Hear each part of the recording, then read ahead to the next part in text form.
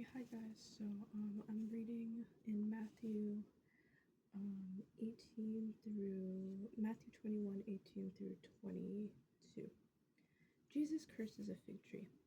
Early in the morning, as Jesus was on his way back to the city, he was hungry. Seeing a fig tree by the road, he went up to it, but found nothing on it except leaves. Then he said to it, "May you never bear fruit again." Immediately, the tree withered. When the disciples saw this, they were amazed. "How did the fig tree wither so quickly?" they asked. Jesus replied, "Truly I tell you, if you have faith and do not doubt, not only can you do what was done to the fig tree, but also you can say to this mountain, 'Go, throw yourself into the sea,' and it will be done. If you believe, you will receive whatever you ask for in prayer."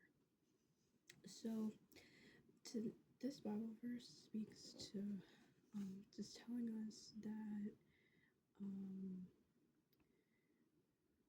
I think we have to bear fruit. We have to bear fruit because Jesus we could be put with a curse. I heard that a curse can be likened to something where, like, if you really care for the validation of men or people or women or anyone, you're under a curse. And I'm not saying like Jesus is the one who like curses us, like he curses the fig tree, but I am saying that if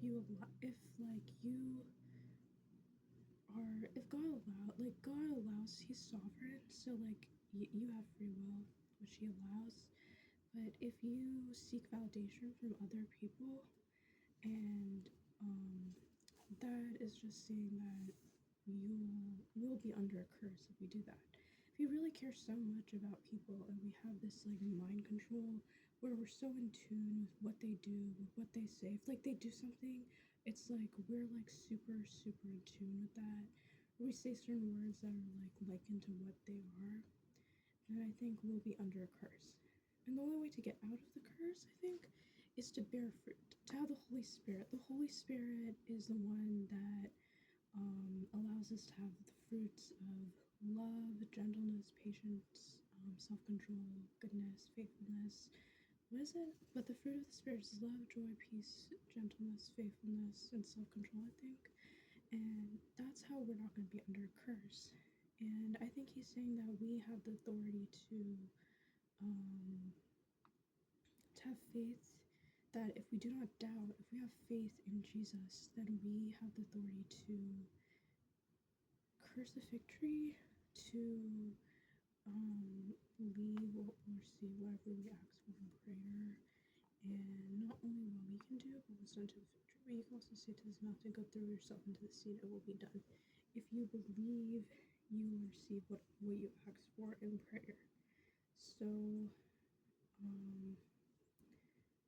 yeah, so I think that's what it's saying, that we shouldn't like want to be under a curse, because God can like God has the final authority. He has the final authority, the judgment to send us into hell or into heaven. And he's the only one we should fear in a sense, right? And I think like this can relate to like in a way, because we have the Holy Spirit, we have Jesus, that like our lives should shine so much of Jesus that people will be wanting to change, or like go throw yourself into the sea sounds like a suicidal analogy in a way. Like cursing a fig tree, like maybe like having the authority to not like punish people, but to like discipline, to correct people in a way where we have like a lot of fruit and we're really truly disciples of Christ. We not only rebuke, but God uses us as an instrument to lovingly correct people, so they aren't really condemned, but more so like convicted. But the Holy Spirit is the one who has the final authority for that. But it's basically faith. Faith it boils down to over here, and whatever we ask for in prayer will be answered. If we believe and we have faith in God, and that's what it's saying. And you can like see like the bearing fruit concept, how that relates to like is it in Romans where it says the fruit of the Spirit? Or is that Galatians? It's Galatians, I think. And ask and you receive, knock and the door shall be open. seek and you shall find. There's like cross references of these Bible verses together. So we can see the context again. The context was before, says Jesus at the temple. They asked him, yes, they replied, have you never read most of children of this? Interesting.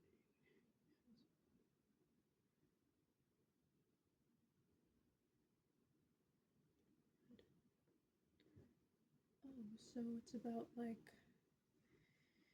having an appearance like the fig tree is a fig tree, but it doesn't have the fruit. And he went up to it and found nothing. How did the fig? I'm not saying like we have the power to curse people. Like that's what this sounds like it's saying, but it's more so saying to us that we have authority in whatever we act in faith and do not doubt. In faith in God's will, then